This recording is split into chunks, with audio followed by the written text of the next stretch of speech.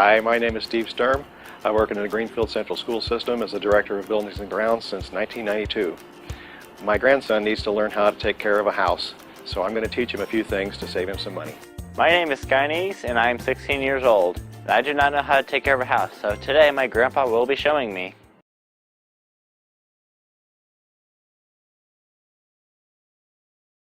We're going to talk about what kinds of things shut off your furnace and why you need to know how to reset them without having to go ahead and call somebody from outside.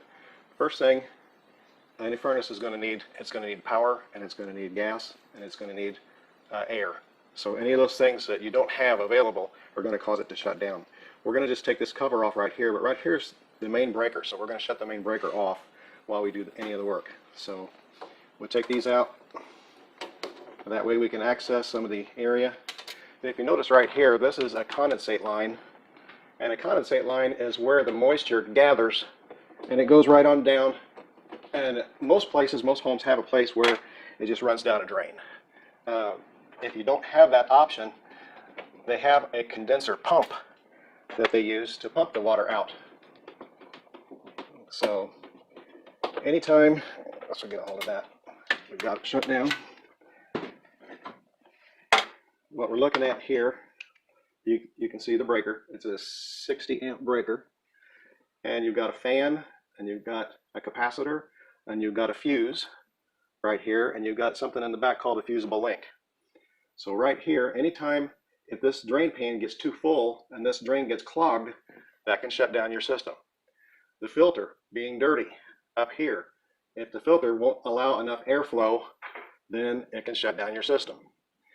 If you get a power surge and the fuse is blown, this is a little 5 amp fuse for the control panel, it may need to be replaced. The fusible link back in the back is used for overheating. If the furnace gets too hot, then that saves it from catching on fire. So that's some of the things that we can just look at from here. Let's say the power goes out as it does in the community. The whole community shuts down and your furnace won't come back on. A lot of times you can trip the breaker off and trip the breaker back on, and everything will go ahead and reset itself.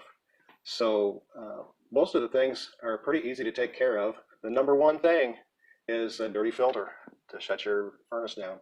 The number two might be the fact that your drain is not draining, or if you've got a special pump, if that pump doesn't work, then the water backs up into the system and it shuts down automatically. So those are some of the things that you can look at to try to make sure that you can reset your system. Another thing that can be a problem is your thermostat itself. Basically, a couple other things can go wrong with your furnace, and one of them is your thermostat can be bad and need to be replaced. Other types of thermostats are wired directly into the system, and others are battery operated. If it's battery operated, the batteries could be dead and you just need to replace the batteries in your thermostat. Another problem that you can have with the thermostat is it's not programmed correctly. So if you've lost power in your house for an extended period of time and you don't have battery backup and it loses its program, you may have to just look it over, read the directions that are on the thermostat itself. Most of them have their own directions right there, so that you can go ahead and reprogram. And those are some of the things that can help you and save money. Thank you for watching the video today. We have more things to teach, and we hope you learned some things too.